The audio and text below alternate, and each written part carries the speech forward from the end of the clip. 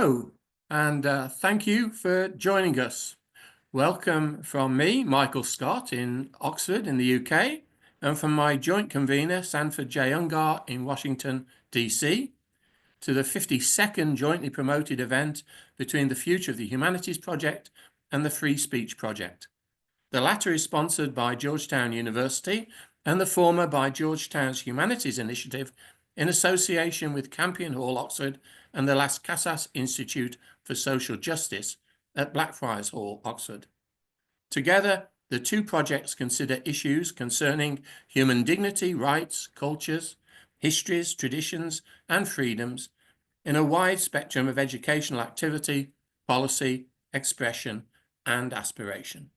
In a moment, I'll hand over to Sandy, who is the director of the Free Speech Project. He will introduce today's distinguished guests and moderate the ensuing discussion before I return to chair the question and answer session. From the start, you can type in questions to the panel by using the Q&A button at the bottom of your screen. Please use the Q&A button, not the chat button. These questions will come to me during the session, and I will try and put them to the panel to consider. We urge you to ask questions as and when they occur to you, so that there is not a bottleneck at the end. I'll now disappear, but I'll be listening to the discussion and coming back in about 40 minutes. Over to you, Sandy. Thanks very much, Mike, and welcome to everybody joining us from wherever you are in the US and the UK, and often many other countries as well. I'll just briefly introduce our panelists. You've probably seen material about them in our invitations to this program. John Bansemer directs the CyberAI Project and is a senior fellow at Georgetown Center for Security and Emerging Technology, an adjunct professor at the School of Foreign Service here at Georgetown. And just from his job titles, it sounds like he ought to know quite a lot about our subject today. Mara Grossman, on the other hand, is a research professor in the School of Computer Science at the University of Waterloo in Ontario in Canada, and an adjunct professor as well at Osgoode Hall Law School in Toronto, and an affiliate faculty member at the Vector Institute, all based in Ontario. Howard Robinson is a senior research fellow at Blackfriars Hall in Oxford, has taught philosophy at Oriel College, Oxford, Liverpool University, and other places around the world. He's professor emeritus at the Central European University, which is an interesting qualification because it was a very key institution in the days following the end of the Cold War. Maggie Savin-Baden, a senior research fellow also at Blackfriars Hall, earned a PhD from the University of London and an MSc in e-learning from the University of Edinburgh. So she's got a head start with e-learning, and we're very glad to have her with us as well. She works closely with Mike Scott at Oxford. So I want to begin with a very basic question, and I'm going to address it to Howard Robinson, who, as a philosopher, I think does not surprise us by wondering about this. But basically the question is, by its very name, artificial intelligence, one is inclined to believe that AI itself has intelligence, that it has a mind or some replica of a brain and an ability to think, that it's a force, some would say, out of science fiction. And Howard, I wonder what your ruminations about that might be, and then maybe some of the other panelists will join. We've got much more to talk about after that. Yeah, I asked, I think, 3 of my colleagues at Oriel College. One was the vice provost, and one was a junior research fellow, and the other a graduate student who did some teaching, all computer scientists in the department in Oxford, whether they thought Chatbox and co were thinking, and they laughed. And they didn't say, we're not there yet. They said, well, the kind of thing these things do is nothing to do with what we think of as thinking. And the reason for that the chap at New York produced some arguments about this as well, the computer scientist. You just get as many texts as you can. And then when somebody puts some text in, this machine works out which symbols usually come next. It's got nothing to do with understanding what's been said at all or put in. And as it were, and thinking about it, it's just a question of putting out the symbols, which according to the body of data you've got, are the symbols that usually are most likely to come after the ones you've just received. And if we're discussing things, that's not the way. Maybe my brain makes a contribution a bit like that. But that's not, when I'm responding to what I think you mean, and if you're responding to what you think I mean, you're not just sorting out which kinds of noises are appropriate to come next. So it's nothing to do with thinking, it's nothing to do with understanding the meanings or anything of that sort. And the connection between meanings, you get it best in the Meno, really. Once you've got an idea, you can see what ideas it connects with. And that's not just because of association. It's because you're grasping the content and how those contents might relate to something else. So it's not thinking at all. The question of whether it's useful or a threat, or it's like any machinery, can it get out of hand? But I don't think it's got anything to do with it having thoughts of its own in our sense. That's my. So we don't have to worry about it taking over from us, in other words. Except by accident. Right, that's a different question. That's an entirely different question. Right. Well, Maura, how about you? What do you think are the overall primary benefits of artificial intelligence? And you have some thoughts about what the major concerns are as well. Sure. Well, I'll agree with Howard that it's your first question is like asking, is your calculator alive? And the answer to that is no. It can do lots of calculations and computations. AI can do pattern recognition, probabilities, predictions, but it's not thinking like a human would think. That said, there are many things that it can do because it can process information at speeds that people can't and at volumes that people can't. For example, it can develop new medications by trying sort of every permutation and combination of various ingredients. So it's not thought, but that doesn't mean it isn't going to be inventive or add value. It is certainly going to add efficiency. And it also depends here whether we're talking about AI in general or we're talking about generative AI, which generates language or video or audio. Risks, the risks are tremendous from things we experience today, like bias and privacy violations and security violations, all the way up to loss of control. And I'm not thinking about science fiction making us all into paper clips kind of thing. What I'm thinking about is if you take an AI agent and you give it access to your credit card, it can do things, and it can do things that maybe you would not approve of or you would not do. And so I worry about controls as these tools become more autonomous. If we give them an unlimited amount of electricity and they can't be shut off, or we give them access to money and credit cards, or if we give them weapons, that's a pretty dangerous combination. And we're well on our way to at least 2 out of 3 of those. So that's my thought. That's sobering. I must say the electricity issue seems to have emerged as a very important one, and that will be the subject of our next international dialogue next month in March. Where is the world going to find all this electricity we now need? But John Bansemer, do you have anything reassuring to say? I think some quite alarming possibilities have already been raised. So I probably do on a couple of different aspects. So first of all, what Howard described in terms of generative AI capabilities and those types of pieces, I would agree. However, when we think about artificial intelligence and the variety of different capabilities that are out there, they are already at superhuman capabilities in some domains, right? Whether or not that is this similar to human intelligence is I think much more a matter of debate.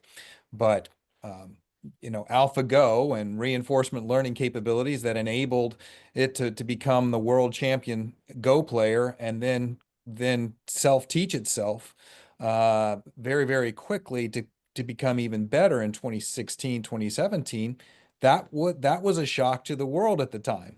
But now we've moved on to something else, right? We've moved on to generative AI. But I'm really glad you asked the question, because sometimes I do think that we get a little bit too down on AI when there's actually some pretty good applications out there that we don't think that kind of run in the background, right? So, for example, much of cybersecurity is powered by artificial intelligence systems that are very good at anomaly detection, pattern recognition that Maura talked about, and other types of things. The reason that we don't have as much spam in our boxes as we used to is largely because of machine learning kind of capabilities. So those things have improved. We've also seen challenges from the past, facial recognition systems that were incredibly biased at the beginning, that have improved substantively over time through a mixture of recognizing what the initial challenges were, vendor test of those systems to remove some of those racial and gender biases that existed, and they become much better. So it's not all kind of gloom and doom, but we still have plenty of work to do, and the generative AI piece is kind of the frontier right now, so to speak. Just to divert you for a second, how did some of those biases and some of those flaws, A, how did they develop, and B, how did they get detected?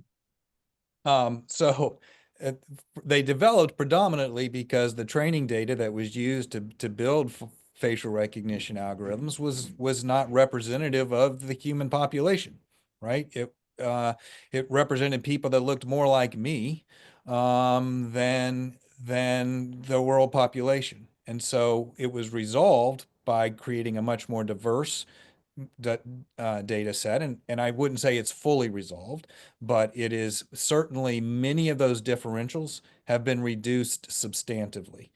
The second piece is, I would say, a combination of academics that kind of found these kind of biases, as well as reporting, some really good reporting that also demonstrated just kind of the negative kind of societal impacts of facial recognition systems that could cause societal harm. Thank you for that explanation. I must say, representing only myself, that therein lies a rather persuasive argument in favor of thinking about diversity and certainly not banning people from thinking about diversity in an intellectual environment. I'm not asking you to respond to that. I just, it occurs to me that it's something that we in this country have to worry seriously about at the moment. Maggie, what kinds of regulation, if any, do you suppose might be needed? Is this European Act, the AI Act, I gather it's called the European Union's law, is that going in the right direction? Well, it's aspirational is probably the politest way of putting it. I think it's almost for me like shutting the door before the whole horse has bolted. It's or after the horse has bolted. I think the problem with it is that the timelines are too long. It won't be implemented for at least another 2 years, and you can already see when you look at ChatGPT and then you look at deepfake, the speed at which things are changing is too fast for the laws. And even things like facial recognition software, certainly in London, we have huge problems with facial recognition because in certain areas of London where we have very large black populations, it's people like Big Brother Watch who study this are really concerned, and the way that it's being used illegally, certainly by our police. I don't know about that in the US. So I think some of the regulation is not good enough. Some of it is too late.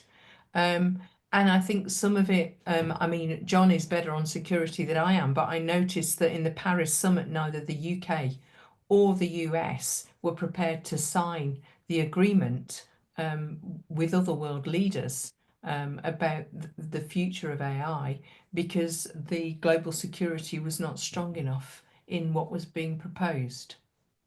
When was that agreement signed, more or less? It was February. It was this month. It was Oh, was earlier this this month? month. Yeah, A Australia week or and two China. ago, it was very recent. Yeah, it was last week, I think. But nobody, the US and the UK would not sign the But my agreement. understanding was that the US and the UK wouldn't sign because they don't want regulation. They want to be able to innovate more. But that was my understanding that Well, that was our the press, US. Yeah. our press have reported that that's what the US said, but it was to the UK perspective was it was to do with inadequacy in the global security. But again, I don't know the US security like John does, so I don't know. I only really know what I can read in the legal stuff here. Yeah, no, our press reported it quite differently. They were saying that it was the change in the administration, the current administration's view towards regulation in general, and a rolling back of the Biden era regulation, and a disagreement with the approach that the EU has been taking. So as with so many things at this very moment in political history, there can be some confusion of motives about why some of these positions are being taken. Mara, in a note to the others of us the other day, you said something very interesting about whether AI can do something about deep fakes, and I wonder if you would explain what you have, excuse me, what you have in mind in raising that question. Sure. So when I teach computer science students about law, ethics, and policy and the implications of what they're building, and one of the questions I will often ask are, what are the benefits of this technology and what are the burdens or the drawbacks? And I sometimes scratch my head with deepfakes because we can clearly see some of the problems that that this particular technology brings, and not the least of which is the democratization of fraud. I mean, now anybody can make something fraudulent for free in 2 seconds. I can take Howard's voice. We probably got enough of it already.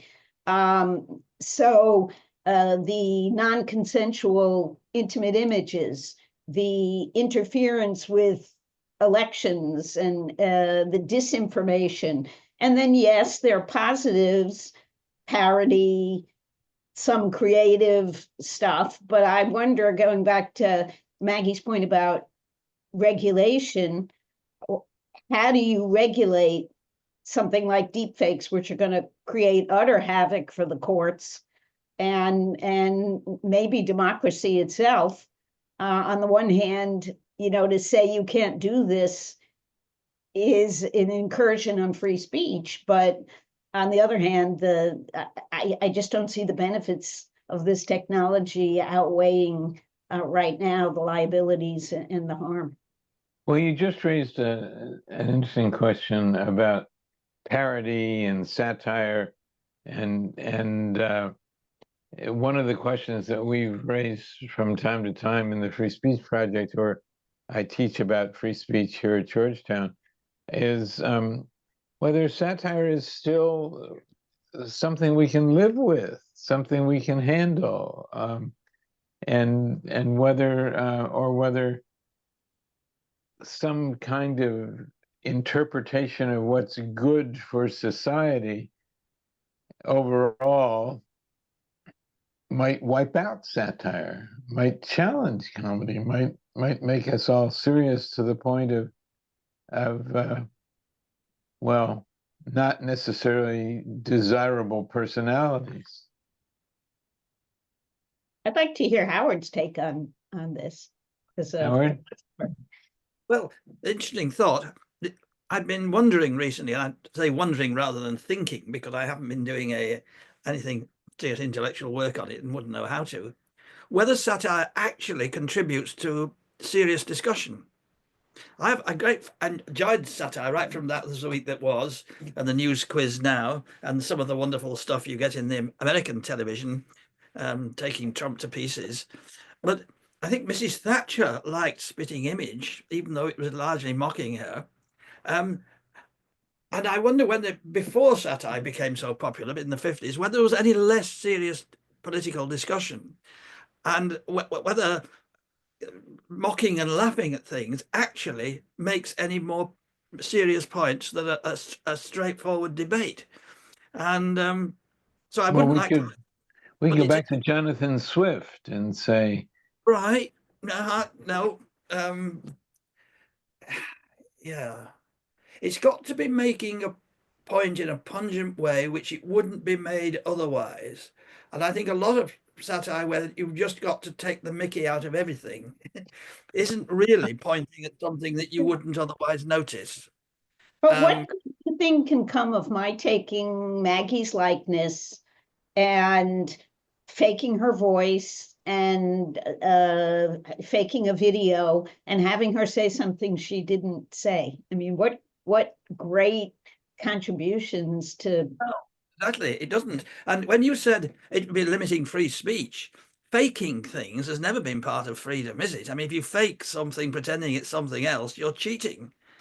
well, And some of us think it's not part of it, but there are people who believe that absolutely anything goes, and if there are problems, then we fix them.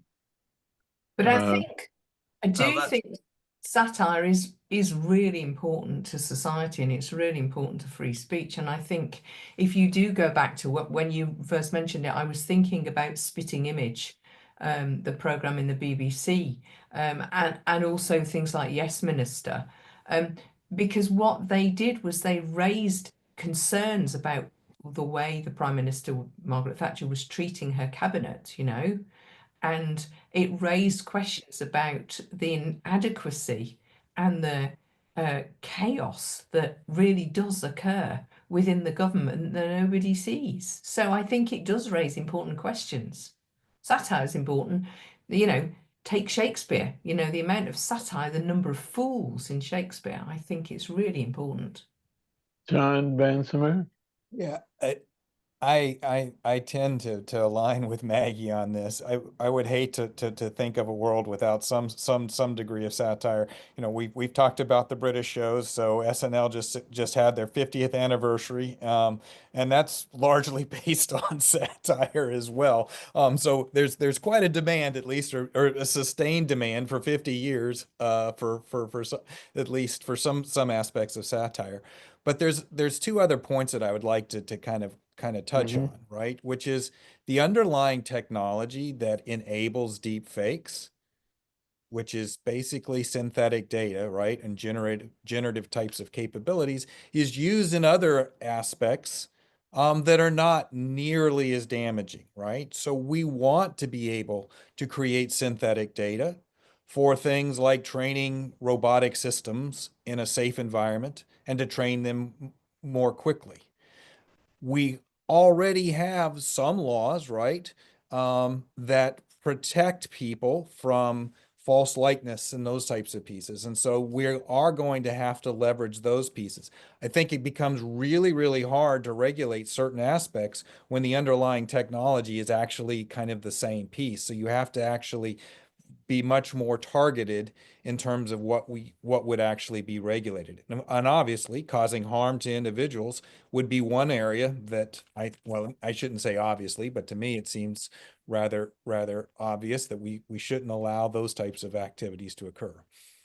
and causing harm to another certainly does raise some questions about absolute free speech without any guardrails, without any, and so that's my next question is, can one put guardrails on artificial intelligence and what it does without sort of ruining the whole idea, without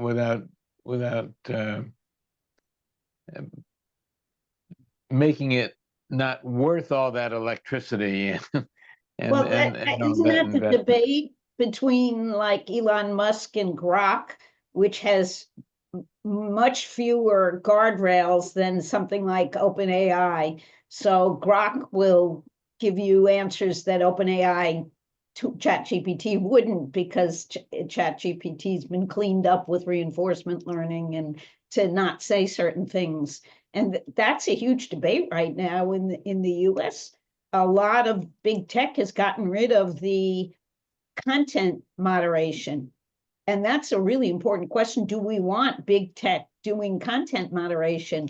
On the other hand, I I can't approve of hate speech, and some of the things that people say on the internet because they're anonymous, that are really just unacceptable. But where you draw these lines, that is an impossible question. I gather That the is a, impression I'm that sorry, please go ahead, Howard.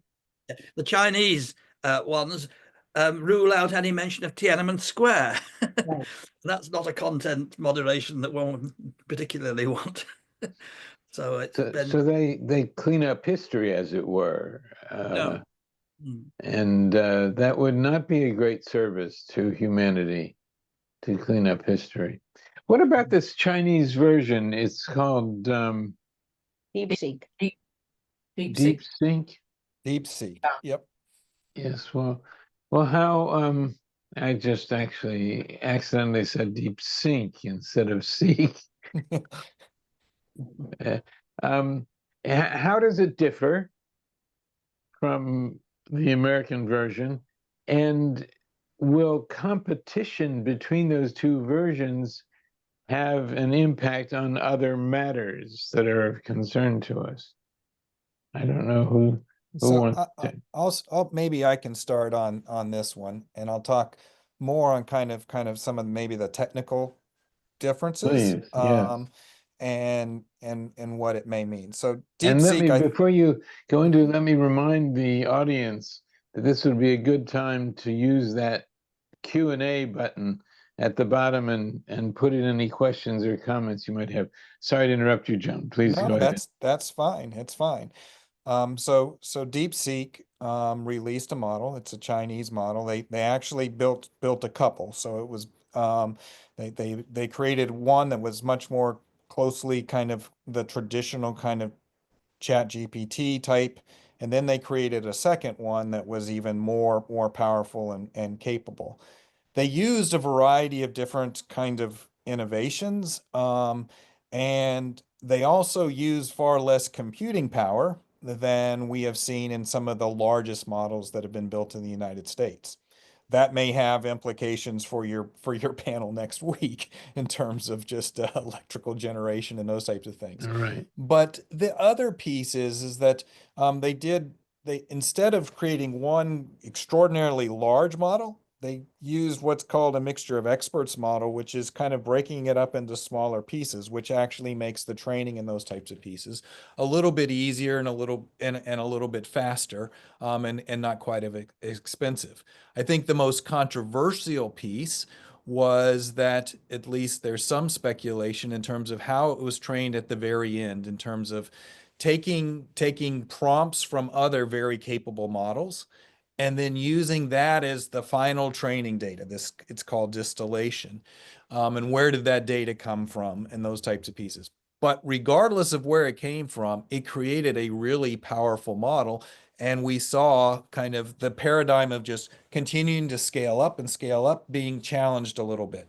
I don't think that we're out of this kind of scaling paradigm in terms of making models larger, but it did create some suggestion that things have changed a little bit in that regard. So it is a capable model, very capable model, and one that I think deserves watching. And it shows that China is innovating and taking kind of slightly different pathways than the United States model. Last point on this is it is also released publicly. It is an open model. So Maura was talking about Grok, another open model. Meta produces open models, and then there are closed models like ChatGPT, like Claude. Those are closed models that have guardrails around them and are more protected. You can't just download kind of the blueprint for that model on a closed model. Whereas with an open model, anyone can download that model and use it if they have enough computing power. I So I think, can't help but ask you. Oh, I'm sorry, you go ahead first, Maura, please. I was going to say, I think what was so surprising to everybody, John said, in the United States, at least, we were focused on scaling more compute power, more data. But the US may have inadvertently sort of invited this competition because we were restricting the export of these very, very large chips that we were not letting China have. So they figured how to innovate around getting those super large chips from NVIDIA that they were blocked from getting. And that's what shocked everybody is they did more or they did the same with a lot less compute. Now, whether they copied some other stuff, we don't know. There's been lots of debate on that. But back to your question about competition, I actually think that's a good thing, not a bad thing, that it caused them to think a little bit differently about the problem, and it shook the markets because I think everybody got concerned about these billions and billions of dollars that were being invested in these plants and building, bigger nuclear plants and all kinds of things like to have more energy and more training of data and so forth. And it showed, well, maybe there's another way to go about this. So But I think the other thing that's not discussed about these large language models like ChatGPT is that the data is stolen. So there's very little that's discussed about the ethics behind all of this. And I think that's a constant worry. So not only the environmental impact, but where the data has been scraped from. Well, that's a very interesting point. Howard, will the ethicists be waking up and talking about this sometime soon? Should be, not that I am an ethicist, but Cambridge University Press, I think, we're asking my permission to use my 2016 book to be put into something like that. And I've just not got round to saying yes, because I don't want to say yes. I don't want to help these things to work. Not that there's any dangerous material in my book. I don't think there's a lot of truth. But No, but But it's yours. it's mine. The minute it's in there, how would you lose your copyright? It's gone. And that's the kind of ethical questions that people are just not dealing with. So I actually lose the legal copyright. Yeah, you lose the legal copyright. Yeah. Once Well, it's in there. Never given my permission, and I don't. Whether CUP have just done it because they do, I'm not the faintest idea, but I certainly haven't given my permission. I'm currently writing a book on realistic and ethical use of AI, so I'm dealing with some of that stuff. It sounds like it's needed. The discussion of the Chinese model caused me to think somewhat mischievously, I think, is how long will it be before members of Congress, members of Parliament, governors, etc., are warning about the Chinese model of AI the way they did about TikTok and this incredible frenzy about TikTok as if it were a very evil thing. I have students who think it's not an evil thing at all, but a very constructive thing. And then lo and behold, we have someone who got elected president who was very much against it, but suddenly decided he liked it.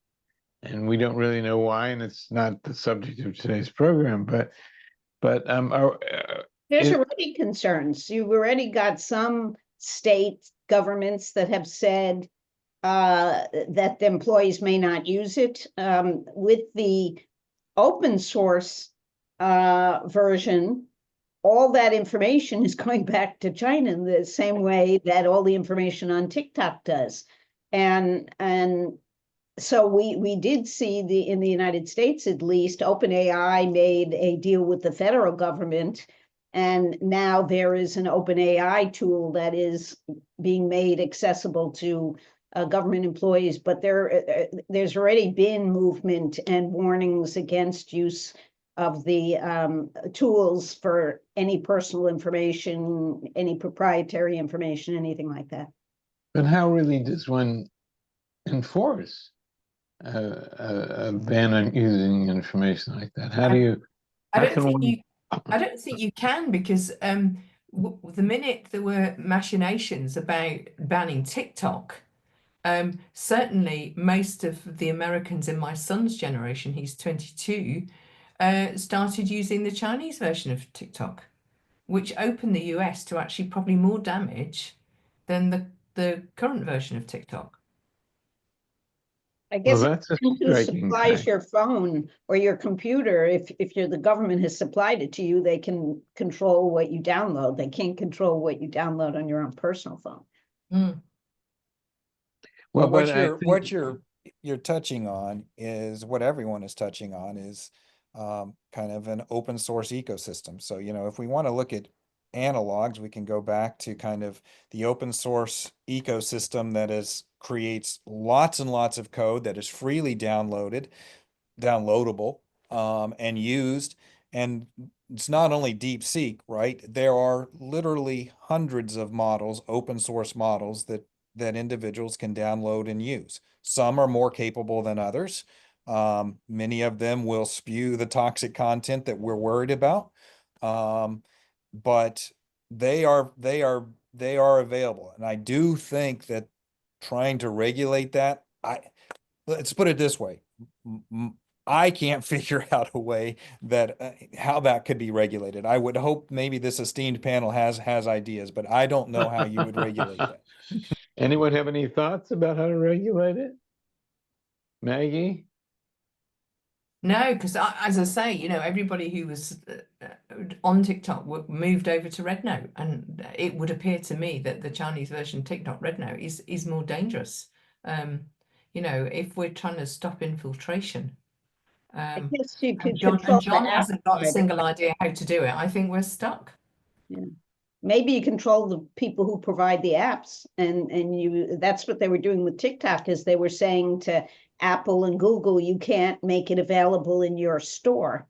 So if it's not available in the store to download, I suppose you can download it from somewhere else, but You can. yeah. And that's the challenge on the models themselves, is they're not even apps necessarily. These are, you can just, you're in essence building you're downloading the weights of a model, which are just kind of, think of it as kind of the architecture of that particular model. You can download that off of any number of websites, not even going to kind of something that has like a store where you can download apps. So I think it's even more challenging in that respect. So it's But an once you download illusion it, of isn't it regulation. yeah. Isn't it on your system, John, though? Once you download it, it's not sending the information back to China then. That's correct. If you got one that's small enough that you could load on your own, but some of them would be larger, right? Yeah. So it depends on what size of model that someone is downloading, what compute that they have available to actually execute those larger models would require more compute, etc. And But it's a thorny challenge, so I don't think we're going to solve it Yeah. today. I mean, I wonder whether we're looking at this the wrong way. I wonder whether instead of regulation, we should be actually talking about values and ethics, so that we shift away from just trying to fix and rule by law and instead talk about acceptable behavior and argue against scapegoating and grandstanding and those types of behavior, which and hate speech, as Maura's mentioned, that maybe that's a better way to go than trying to regulate everything. Maggie, I'm so glad you said that. And because I do think that we are just going to have to adapt to a different environment. And that adaptation means that there's going to be far more generated content. That is pretty hard to distinguish between human generated content and synthetic content. There's just going to be a lot more of it. And somehow we are going to have to adapt. And how do we adapt? We can adapt through kind of normative processes. We can adapt through better education early on, teaching kind of critical reasoning skills early on in our elementary schools and secondary schools, etc. So those types of aspects, I think, are going to be at least as critical and maybe more powerful over the long term in terms of how we adapt to kind of a new situation that we all face. It's such a quaint suggestion at this particular moment in human history to teach critical reasoning skills.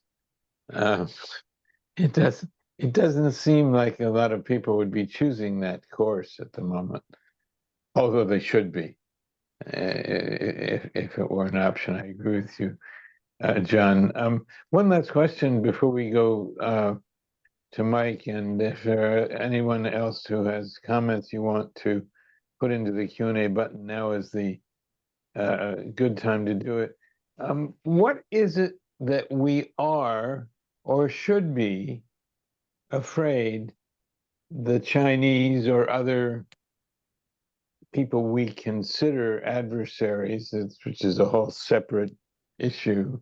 We're very good at choosing adversaries. I'm not sure we're good at explaining why they're adversaries, but what is it that we're afraid they'll get? Or that is it going to set off another frenzy like the TikTok thing, which has ended up ironically not happening? I mean, not being regulated after all at this moment. What would people get from Chinese, and what would the Chinese get from American AI? That's what I'm asking. Weapons. I think that's the military applications are what scare most people, is that warfare won't be done with armies in your own country. You can send a swarm of drones somewhere else, or do all kinds of cyber, just attack somebody's entire electrical grid or banking system or whatever. I think that's part of it. And the other part is what we often call goal alignment, that I agree with Maggie that we should be having these discussions about what is acceptable behavior, but take the United States as a case in point. What is acceptable behavior has changed drastically in the last year. So that, that can change very easily, and that may differ in different countries about, what is more valued than, is free speech more valued, or do we want more polite speech, or, Good luck. Okay, Mike Scott, you're there somewhere. I am. And I wonder if you want to pick up now. This group of people can certainly proceed on this. There's lots more to say. This has been a wonderful discussion. Yeah, I've been fascinated by it. John Alto says, in his book Nexus, Harari describes information networks created between computers exclusively that will be a complete mystery to humans. Does his vision ring true to the panel? Is that where we're going? It's going to be a complete mystery to humans. I think the John. I Oh, think the sorry, go on idea, then, Maggie. Go on, yeah. I was going to just say, I think the idea of the network state is going to be more of a reality than what Harari is suggesting. And I think that that's what you're beginning to see in the behavior of the current US administration. I also think if you look at, for example, deep learning, we already don't know. We know what the input is. We know what the output is. We know there are a whole bunch of hidden layers doing things in the middle, but we don't, the computer scientists can't explain to you exactly what's going on there. And I think these systems may get more and more complicated. That doesn't mean we can't test them, validate them, verify them. But understanding them, I think, is going to become much, much harder, especially as systems interact. So Howard has his agent acting on his behalf, and I have my agent acting on my behalf, and then the two of them interact, and all kinds of unpredictable new things can happen, as multiple networks come together. Howard, you want some comments on I it? just went, I didn't say anything. I really have no idea about this technical side of it and how it. Okay, John. Sorry, I'll So, move to John then. yeah. First of all, I would say obviously it's speculative, right? I mean, I think where we move into this area becomes much more speculative. Harari has also talked about the fact that that our brains are nothing more than an algorithm as well, right? How our neurons fire, how our synapses fire, and how they work together, I think is still somewhat inscrutable. At least it is to me. And so what my understanding of Harari's piece, and maybe you'll need to get him on the panel at some other point, but is this concept of if a system becomes sufficiently intelligent, an artificial intelligence system becomes sufficiently intelligent, this is the AGI piece, that it would be far, far more intelligent, it would be super intelligent, and far, far more intelligent than humans are at this moment. And so that we would no longer be the dominant species on Earth. We would be subservient in some respects, and certainly would make it much more inscrutable, just like it's impossible for an animal to kind of understand how we reason in the world. That's what I think his premise is. And I'd say it's possible, but we're not, I don't see that pathway at this moment. Okay. Anybody else on that? Let's move on then. Just something else that has come in elsewhere. We had a situation across the West recently with elections in France, in Britain, in the US. Why did the predictions of the election not exactly ally with the actual results of the elections if both the people who did the predictions and the people who gave the results were using AI? I'll take a stab at this one. It used to be that you could ask people how they were going to vote, and you could rely on their answer. And therefore, you could do statistics, assuming you got a representative sample, and compute. I can only talk for the last US election. I'm not sure that holds anymore, that what people will say publicly and what they do when they step into a very private space align. So I think that's part of why we can't predict the behavior anymore, because we're not getting accurate enough signals to be able to do the statistics properly, because people behave differently than they tell you they're going to behave.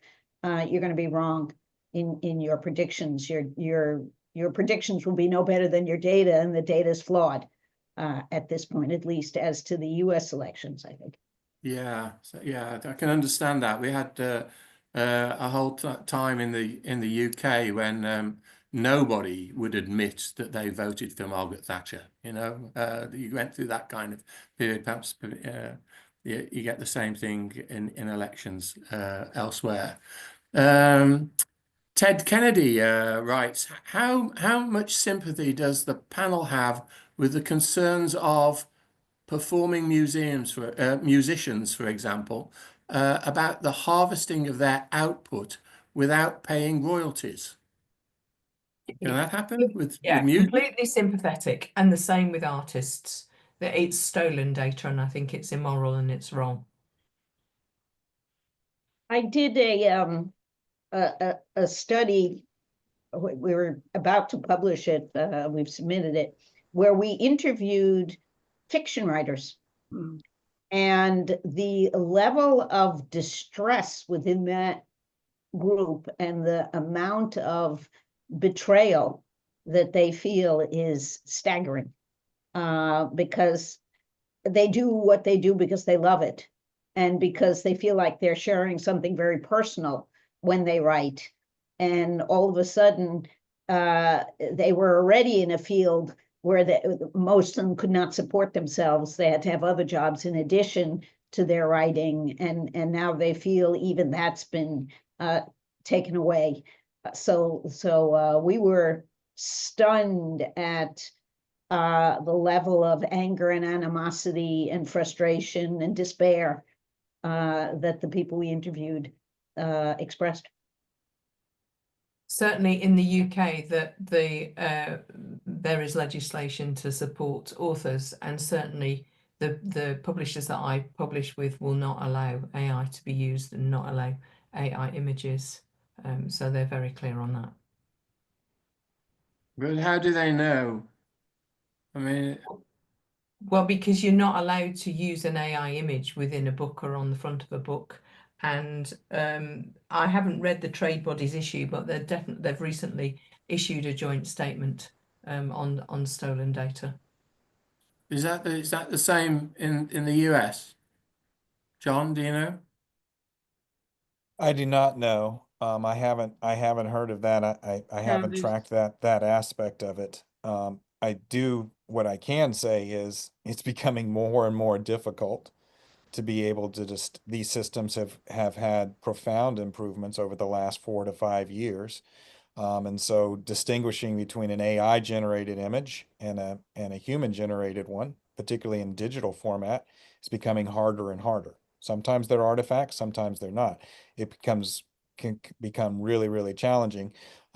We will have to look at other technologies to kind of protect kind of that initial kind of human generated form, I think, over time. Yeah, in the US, it hasn't been regulation. It's been working its way through the courts, through suits over infringement and scraping. There's another question that relates to that, which is, what can anyone do if the information that's going through AI is incorrect? Could the writer of false information be prosecuted? I suppose it goes back to the other question, the political question. What about if a political party put incorrect information through about the result of the election, and it's incorrect? That somehow they've got control. What do we do then? I intervene on that from a Platonistic point of view. Oh, okay.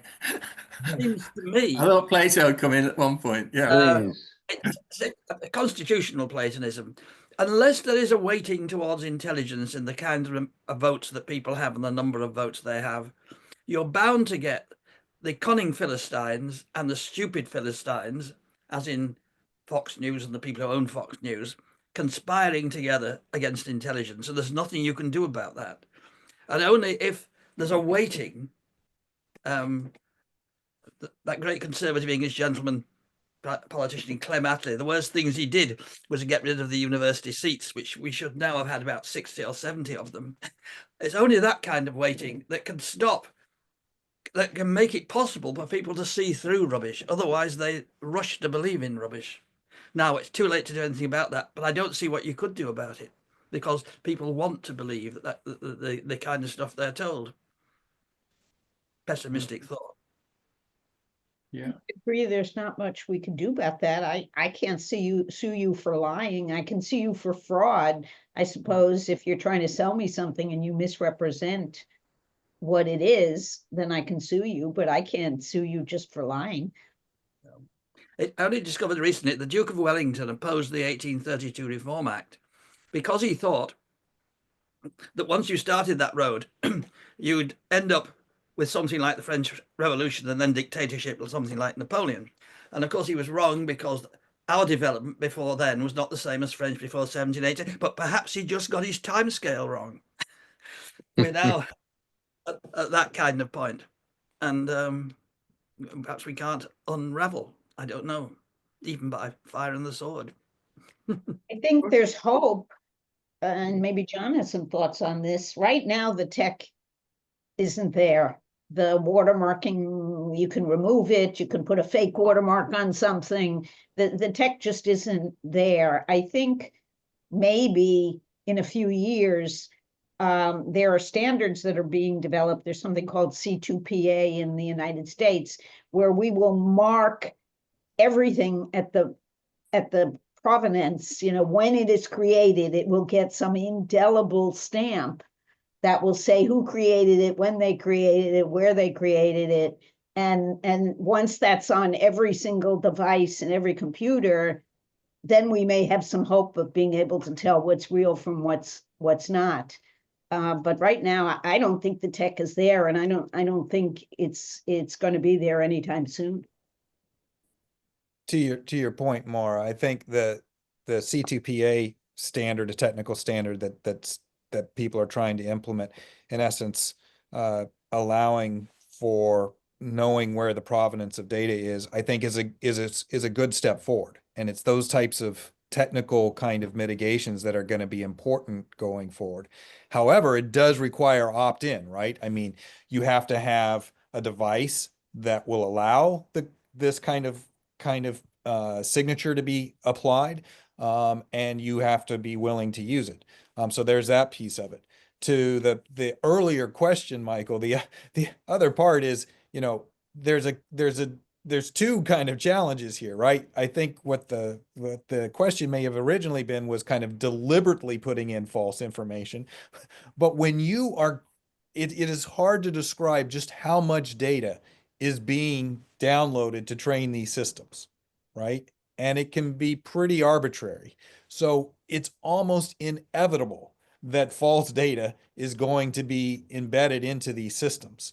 And so really what becomes is, can you get enough truthful data that when it's kind of creating that next word piece, that it actually gives you an accurate answer? I will say that what I have seen in using the systems, particularly the high-end systems, they are becoming much more accurate than they used to. So I do think we're starting to see a general climb to much more accurate, but it's certainly not foolproof by any stretch of the imagination. I would not, depending upon the context, you'd still have to be careful.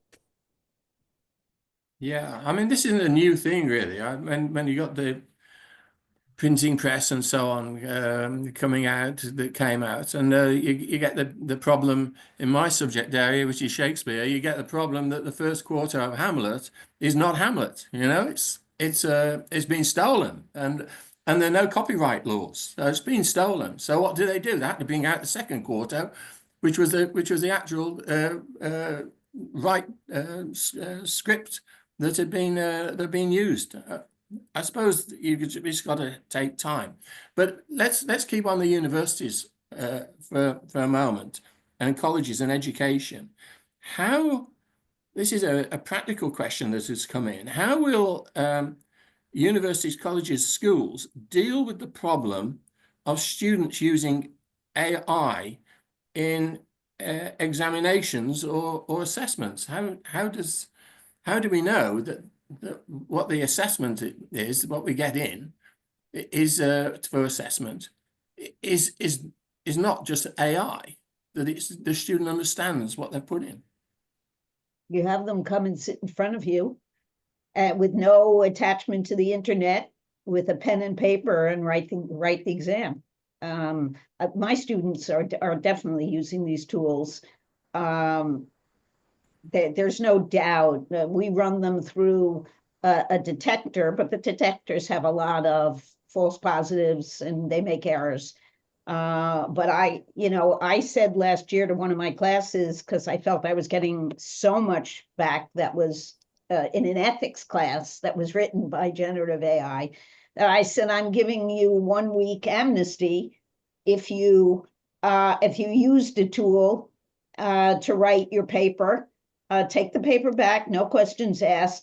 You have a week, submit a new paper. Half the class did. One of the things that's happening in universities in the UK is that we're starting to address that by using different kinds of assessment.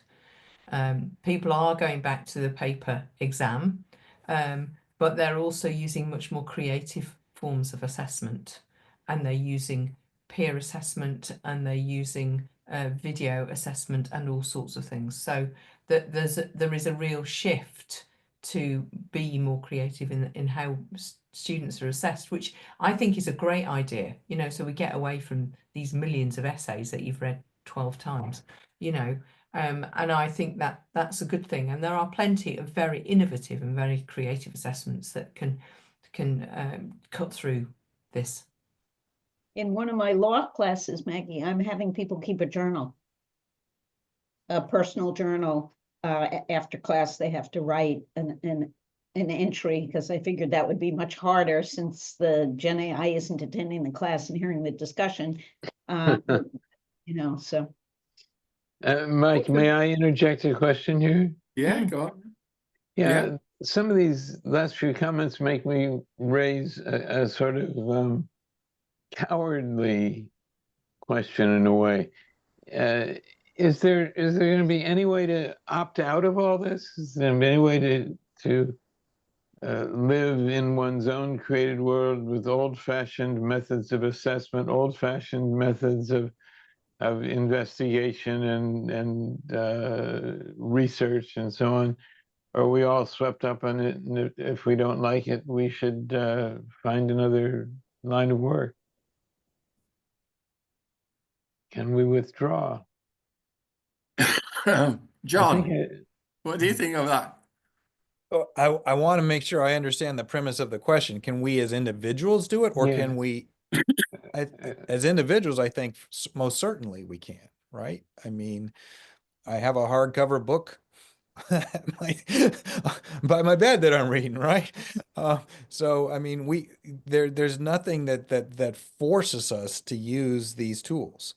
These tools can actually be helpful in some regards, right? Sure. If you're just trying to try a search on the internet for a routine question, and then use one of the stronger tools, and I'll bet most people will probably like the results that come back from the tool better. But I do think that there is certainly an opt-out, and I think that there are, as Maggie and Maura talked about, there are certainly other types of assessments pieces too.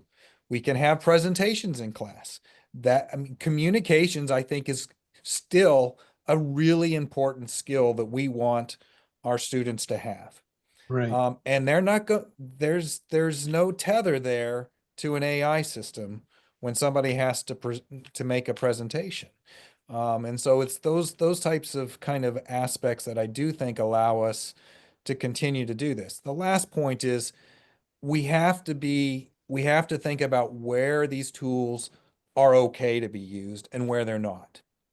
We had a big challenge, right, with calculators for a long, long time about how they were going to be used.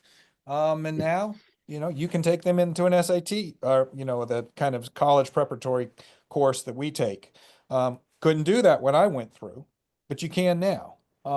So we have to say, okay, what are the limitations, and start to define those, but we haven't established those norms yet. I think many institutions are still trying to figure out how to best do that. But I've really liked hearing some of these techniques from my fellow professors. It's wonderful.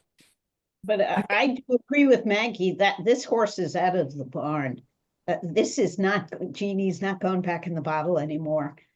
No, but we still have choice. People forget we have choice. And I mean, across the movies, people say, oh, I didn't have a choice. We do have a choice. We can turn our phones off. You know, we can turn our computers off. We could go for a walk in the countryside with no phone. We have choice. And I think it's easy to forget that we have choice. It's If a you're, good point. But yeah. what do you do? One final thing on about universities. What do you do about admissions? If people are putting in even videos, they can put in videos themselves, or they can even get questions if you're interviewing them online, in which the AI will give the answers, and they can have a split screen and they're reading off the answers as you're giving it. That's that fast. What do people do at the universities about that? It's a real problem. Maura? It's not just the university. You mentioned the court system. I'm testifying and I've got the court on one side and I'm looking up stuff on the other. This is it's a real it's a real problem. For admissions, I suppose if everybody's using it, then it's fair. Then maybe you would be better off writing your own essay, because I don't know if you've read some of the stuff, but it's soulless. It doesn't communicate as I think John was saying, that communication is such an important skill. The stuff becomes so plain vanilla and watered down and generic. So maybe there's hope. I think you have to have better interview questions. That you need really difficult interview questions. Yeah. And you have to do it in person. Yeah, I think so. Yeah. Okay, I think we're going to have to wind it up there. I've got a feeling, Sandy, that we might be coming back to this topic. I think we might. This has just been a fantastic conversation. That, I think some of us are more ready for than others, I have to say. And I know where I fall on that spectrum, but I'll work on it. Can I mention one thing that we haven't mentioned? Please. And that's the connection between thinking and consciousness. There's a lot of fashion now for cognitive phenomenology. You're aware of your thoughts and their contents, like you're aware of your pains and your after images and your sensations. And what role that plays in it being real thinking. We've been talking as if it's only the propositional attitude stuff, thought contents, that are really relevant to these machines. But if they're not conscious, can they be thinking at all? That's an extra dimension to the other stuff that works. And I think it's worth just mentioning that thought. Oh, maybe that's going to be the title for another discussion, and we'll have you on it out. Real thinking. But I think the worry is that people think that they think, and that's something we haven't touched on. Okay. I'm going to have to wind it up. It's been a great discussion, and I think it's going to. I know there's a seminar at Blackfriars tonight. A couple of us are certainly going to be there. I can see this is going to go on a bit more tonight. Anyway, thanks to Howard, Maggie, Maura, and John. Such a terrific discussion today. Thanks also to Sandy for chairing the panel. The next free speech project at the Crossroads International Dialogues event with the Future of Humanities project will be on Wednesday, March the 19th, when we will be discussing how we're going to supply our energy needs for the future, including for AI. How are we going to supply our energy needs for the future? The next Cultural Encounters, books that have made a difference, will be on Monday, the 24th of February, when Philip Lavender from Gothenburg University will be exploring Icelandic legends and the precursor to Hamlet. It's not the sources of Hamlet, but the precursor legends relating to Hamlet. I think that's going to be absolutely fascinating from a young scholar in Gothenburg. For today, my thanks to colleagues at Georgetown, to Tom Banchoff, the Vice President of Global Affairs, in particular, to John McCabe for all his work, and of course, as ever, to Sandy. At Blackfriars, thanks to Dominic White, the new prior, John O'Connor, the Regent, and Richard Finn, the Director of the Las Casas Institute, and at Campion Hall to Nick Austin, the Master of the Hall. Well, so I'd like to thank all those of you who've asked questions. I'm sorry I didn't get through to all the questions. Guido, you sent in a very long one at the end, and I just couldn't get into that. So thank you very much for sending it in anyway. I'd like to thank everybody who's been here listening to us today, and for all your support of our various series. I'm Professor Mike Scott. I'm Fellow and Senior Dean at Blackfriars Hall, Oxford. You can follow me on Facebook as Michael Kerr Scott, or LinkedIn as Professor Michael Scott. Maybe AI will say it's the same person. I don't know. Until next time, take care and keep safe. Thank you. Bye-bye. Thank you.